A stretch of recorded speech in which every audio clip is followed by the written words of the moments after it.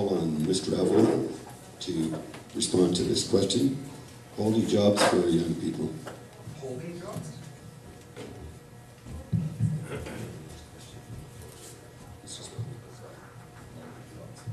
To provide the quality jobs for people in Brennan? Young people. Young people in Brennan. I agree. This is a very important topic. Having sat back and been a spectator during Dave's time as mayor, we did see some employers come to our city and leave quickly, and didn't bring to the local population, to the true Brandonites, a stable source of good, seen in their eyes, in their young eyes, as a good employment. Maple Leaf to Brandon, as far as I can remember, Maple Leaf to Brandon was never something that I truly believe all of Brandon was behind. I think Maple Leaf was something that was brought into Brandon, and these were private people moving into Brandon to finding a city that would harbor them. I don't believe Maple Leaf was something that provided, and still provides today, many great jobs for the young people in Brandon. And Convergys was another classic example. They provided a stable job, they provided a good job. However, the ultimate product of Convergys was not one that I ever saw as a long-term job for any young people in Brandon. Should I have been elected as mayor? Should I be elected as mayor? I think if I was to try and search for Brandon, to try and bring people, young people, good work in the city, I think it would be in the agricultural industry, and be based from the agricultural industry, and would then be into the manufacturing type end of that industry. I think that agriculture has been the mainstay of our economy here. It's what gives Brandon a stable economy, and agriculture, food production is something that is extremely powerful all across the planet. It's something the whole planet needs food. We all need food. And this particular area of land that we live in Brandon is an excellent provider of food products. And I think that the young people in Brandon have been deterred from engaging in the agricultural industry, and I think that the young people in Brandon should be encouraged to revisit the agricultural industry, because it is seriously an industry that is vital, and it is one that's not going to die, and it's going to produce us a better future. Thank you. Thank you, Mr. Our final response to this question will be Henry. Henry, please.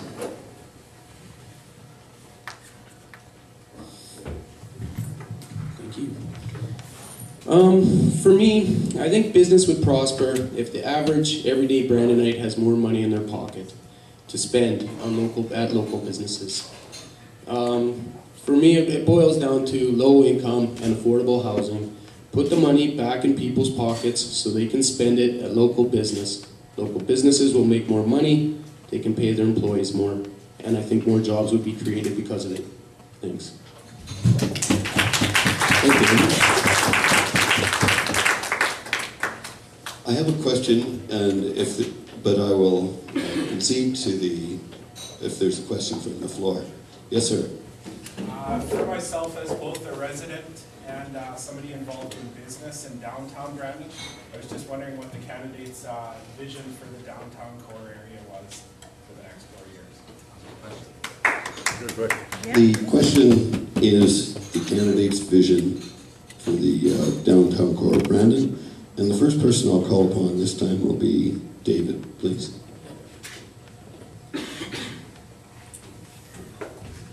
Thanks very much. Actually, I'm very excited about what is happening and what changes are going on in the downtown in a very positive way. More population than ever before is being built in and added to the mix in the downtown area. So that's a real positive. We've made strides such as the business incubator as well on 10th and Princess.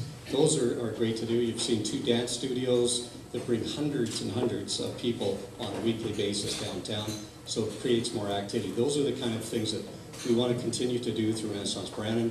That's a lot through rent abatement or project contributions from the Renaissance Brandon, which has money from the province and from the city of Brandon. So we are seeing huge successes in that way.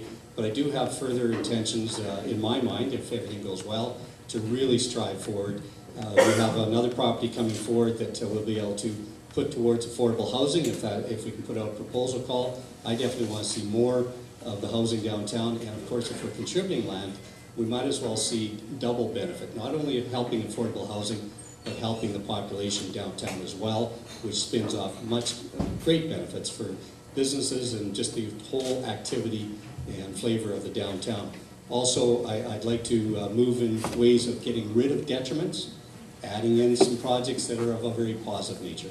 And one I will never shy away from is what's called the Brown Buildings, which is right across the street from the 10th Street Emporium. That I'd like to see removed as soon as possible and have something very positive put in its place. We do have lots of interest in the downtown area by business investors because of what's happening and the investments that are being made. So I'm excited about it, and I know there's lots we can still do.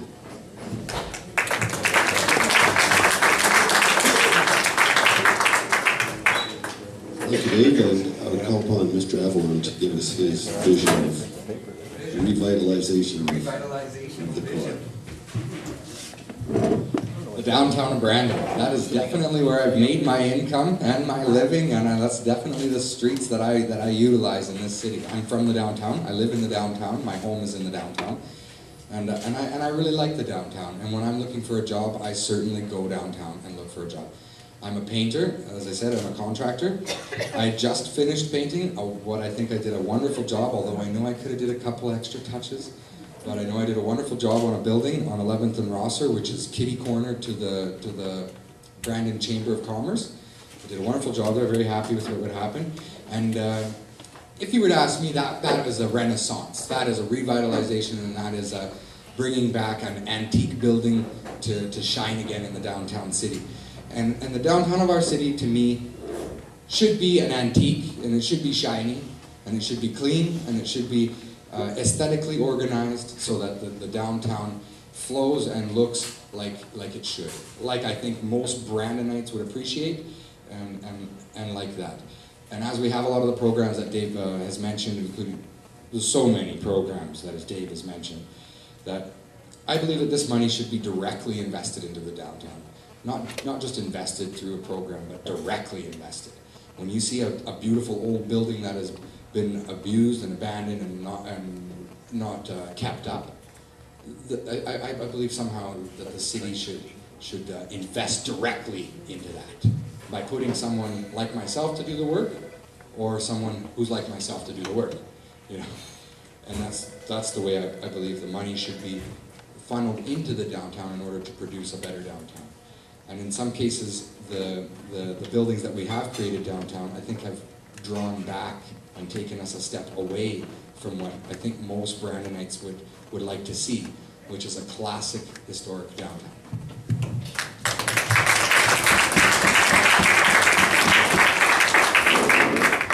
Thank you, Mr. Avalon. Will we have time for one or more questions after this? Okay, at this time then, please call Sherry. Sure. Yes, ma'am.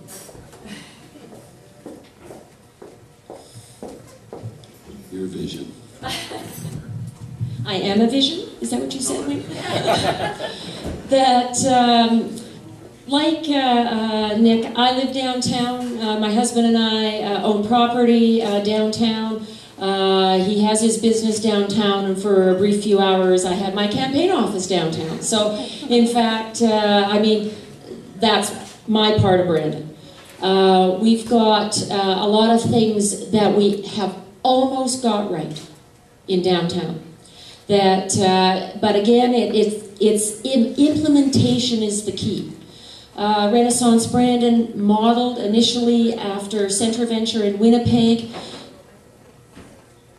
is striving to do good work, but could have the potential to do so much more if their mandate was expanded. We have a tax abatement program on 100-year-old buildings. Perhaps we need to look at expanding that to include all buildings downtown.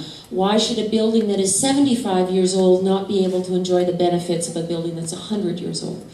That crime and safety, an issue that I think about every day because I live downtown. What are we going to be doing to fix some of the problem areas that we have downtown? And we know there's a couple.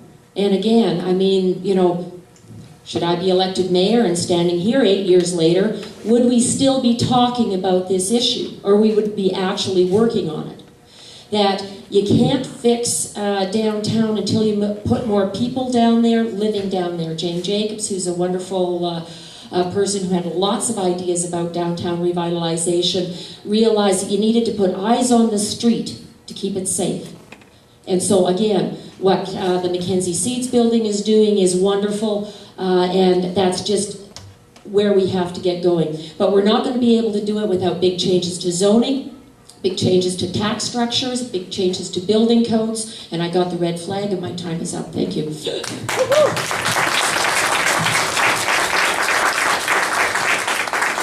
Thank you, Sherry. Yes, ma'am, you have a question for the candidates? On CBC Radio Noonday Show, Mayor Burgess stated that the City of Brandon Human Resource Department gave the employees the opportunity to self-declare their status, but it was not well received. What would you do to well increase the Aboriginal reputation in the city's employment, or make it more culturally friendly for Aboriginal people or for all people of culture to self-identify? Thank you. That's an excellent question, and you took the question on my mind. How will you, as mayor, reflect the rapidly changing cultural makeup of Brandon and the people we meet in the streets every day? How will you, as mayor, address this? And the first person I'm going to ask is Sherry, please. I think you missed Henry. You missed Henry for the last. Oh, I am sorry, Henry. I do apologize. Your question was the revitalization of downtown Brandon, and I'll invite you up at this point. And with my apologies, I'm sorry. I'll let it slide this time. Never happened again. Thanks.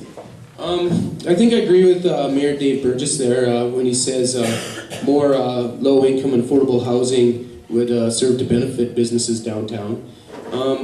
When I think about downtown, what I see in Brandon right now is so many different cultures in Brandon, and I think that's great. If I could do anything I wanted downtown, I think I'd like to see like a mini version of what they do in Winnipeg at the Forks, where all the little, where they have all sorts of different cultures getting together, like an open market kind of thing, and really glorify the cultural diversity in Brandon. I think if we put more low income and affordable housing downtown, it would serve to benefit the business community down there. Whenever I go downtown, I see a lot of empty buildings and stuff. Let's fill them up. Henry, I want you to answer this question first. How would you reflect in your administration the changing cultural mosaic of Brandon in hiring practices and in the city of Brandon?